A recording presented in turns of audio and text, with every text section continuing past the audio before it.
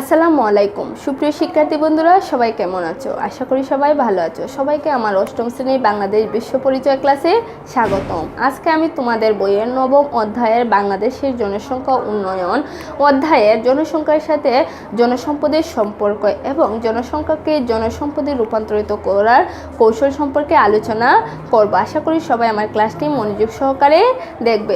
তো সেক্ষেত্রে আমরা প্রথমেই দেখি জনসংখ্যার সাথে জনসম্পদের সম্পর্ক।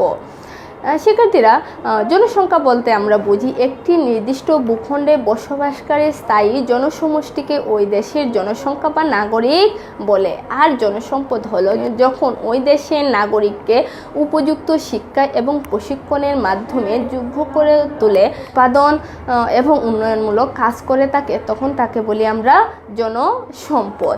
জমির পরিমাণ হিসাব করলে মাথাপিছু জমির অনুপাতে বিশ্বের অন্যান্য দেশের তুলনায় বাংলাদেশের জনসংখ্যা অনেক বেশি। জনসংখ্যা বৃদ্ধির হার এখানে বেশি, যদিও আগের তুলনায় জনসংখ্যার বৃদ্ধির হার কিছুটা কমে এসেছে।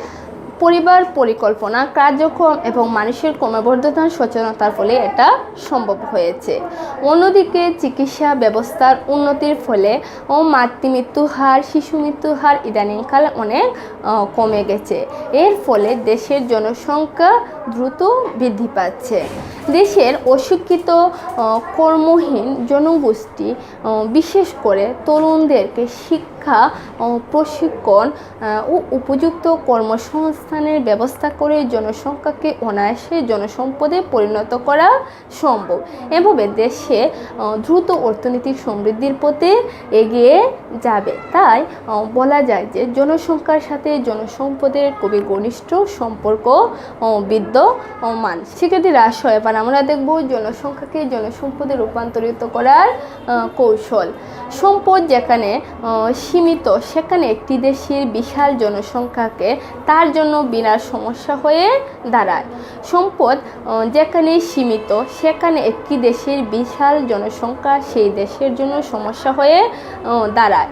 তবে উপযুক্ত পরিকল্পনা নিয়ে জনসংখ্যাকে জনসম্পদে পরিণত করা যায়। বিশ্বের অনেক দেশে ইতিমধ্যে তাদের বিশাল জনসংখ্যাকে জনসম্পদে পরিণত করেছে। আমাদের প্রতিবেশী দেশ ভারত এবং শ্রীলঙ্কার জনসংখ্যাকে জনসম্পদে পরিণত করার ক্ষেত্রে সাফল্য দেখিয়েছে।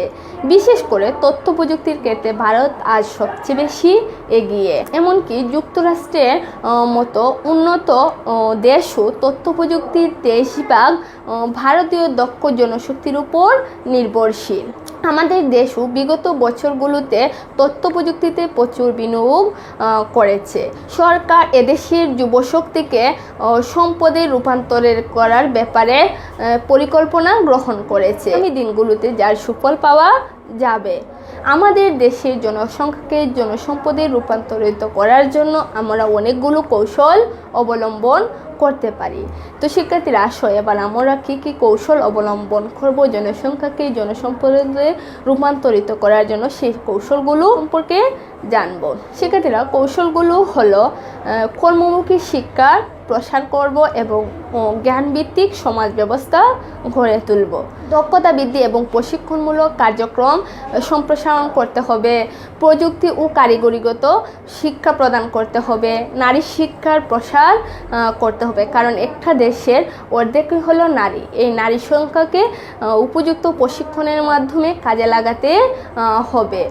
স্বাস্থ্য ও পুষ্টি কার্যক্রম প্রসার করতে হবে। উৎপাদনমুখী খাতে ও চাহিদা অনুযায়ী শিক্ষা এবং প্রশিক্ষণ কার্যক্রম ব্যবস্থা গ্রহণ করতে হবে। কৃষিভিত্তিক শিক্ষা ও প্রশিক্ষণ সম্প্রসারণ করতে হবে। কর্মসংস্থান বৃদ্ধির জন্য কৃষির আধুনিকায়নের উপর গুরুত্ব আরোপ করতে হবে। তথ্য ও যোগাযোগ প্রযুক্তির অগ্রাধিকার দিতে হবে। ক্ষুদ্র ও কুটির শিল্পের বিস্তার ঘটাতে হবে। সরকারি এবং বেসরকারি উদ্যোগে প্রচুর বৃত্তির ব্যবস্থা করে মেধাবী শিক্ষার্থীর শিক্ষা ও উচ্চতর প্রশিক্ষণের জন্য বিশ্বের উন্নত প্রযুক্তি নির্ভর দেশগুলোতে প্রেরণ করতে হবে। তাহলে আমরা একটি দেশের জনসংখ্যাকে জনসম্পদে রূপান্তরিত করতে পারবো। তো শিক্ষার্থীরা, আজকে আমরা জনসংখ্যার সাথে জনসম্পদের সম্পর্ক এবং জনসংখ্যাকে জনসম্পদে রূপান্তরিত করার কৌশল সম্পর্কে জানলাম। তো এ পাঠ থেকে আমি তোমাদেরকে একটি বাড়ির কাজ দেব। বাড়ির কাজটি হলো জনশক্তিকে জনসম্পদে পরিণত করার উপায়গুলো কি আলোচনা করো। শিক্ষার্থীরা, আমি আবার বলছি, প্রশ্নটি হলো জনশক্তিকে জনসম্পদে পরিণত করার উপায়গুলো আলোচনা করো। তো শিক্ষার্থীরা, আজকে পর্যন্তই। আগামী ক্লাস দেখার আমন্ত্রণ জানিয়ে এখানে শেষ করছি। সবাই ভালো থাকো, সুস্থ থাকো। ধন্যবাদ সবাইকে।